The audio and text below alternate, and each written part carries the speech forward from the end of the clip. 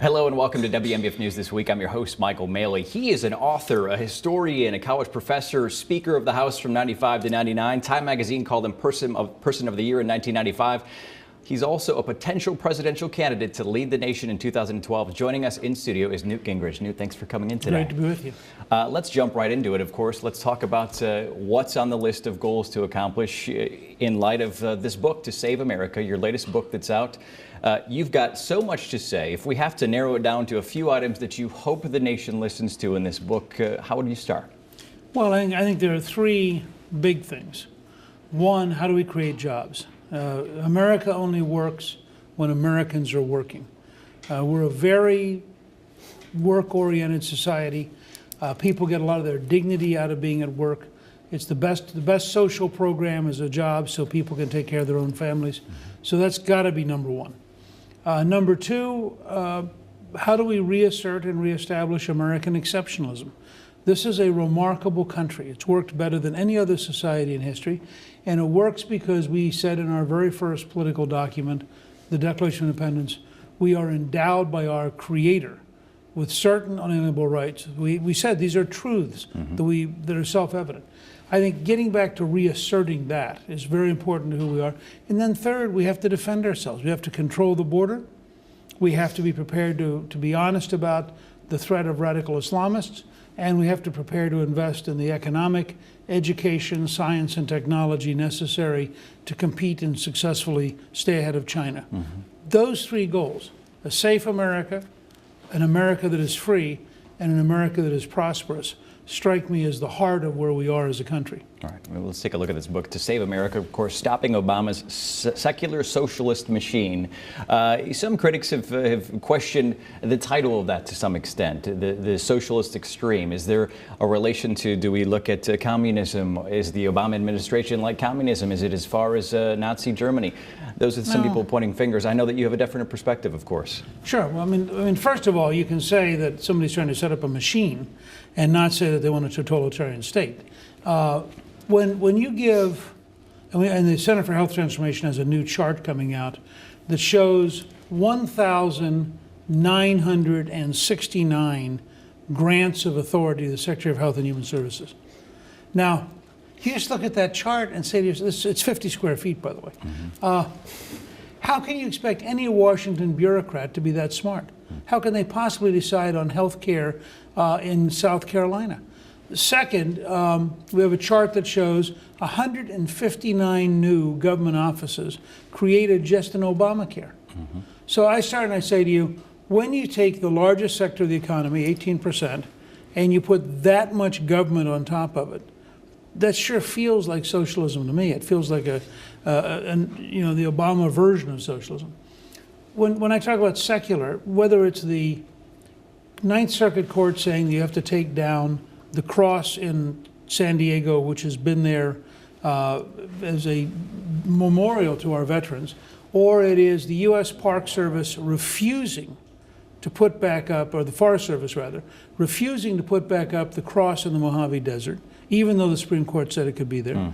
Or you look at the State Department, which has now announced that we're replacing the words mother and father with parent one and parent two. We're the only country in the world, I think, that has decided that mother and father are now obsolete terms, and that we want to talk about parent one and parent two. All of those are efforts to sort of replace the civilization that we come out of. Let's talk about locally, of course, in the headlines is the shooting in Tucson, Arizona. As Gabriella makes a recovery that people are even calling miraculous at some point, the loss of 6 people. So much accusation has been done. Everyone seems to be pointing fingers. Do you feel that there's one culpability? Is it a unified culpability? Can anything be done to keep violence under control?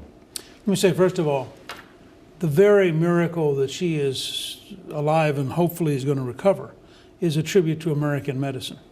And we need to remember that when we're dealing with the health issues, that having an effective response like that, having that kind of medical team nearby is really a remarkable thing and a great tribute to American medicine. Second, I think that you're dealing, everything we know so far, you're dealing with a person who is deranged, a person who as early as the 10th grade in high school had both fellow students and teachers afraid of him, a person who the Army turned down apparently for drug use, a person who is clearly a loner, and I don't think he's so much political in his motivation as he is a mental case. And so I think from that standpoint, this was not about somebody who was incentivized by language any more than Hinckley was when he shot President Reagan. I mean, Hinckley was a deranged person whose family was actually pro-Reagan. Anything that politicians can do on any level, besides the obvious education, if they feel a threat? Do you feel like there's anything that can come? And does legislation need to come into No, vogue? look, I mean, first of all, it's very important, and I had the sad duty of serving as speaker when 2 Capitol policemen were killed in the Capitol by somebody who also turned out to be a mental case. And I spoke the next day to the country by radio, and I said that we have to honor the 2 men who gave their lives for freedom. We have to reach out to their families. But we also have to remember to protect the very freedom that they were protecting. I think it's very important not to have politicians hide. I think it's very important not to have town hall meetings suddenly become isolated. It's very important not to further isolate the Capitol if anything is too hard to get into. Right. I would frankly open up Pennsylvania Avenue again.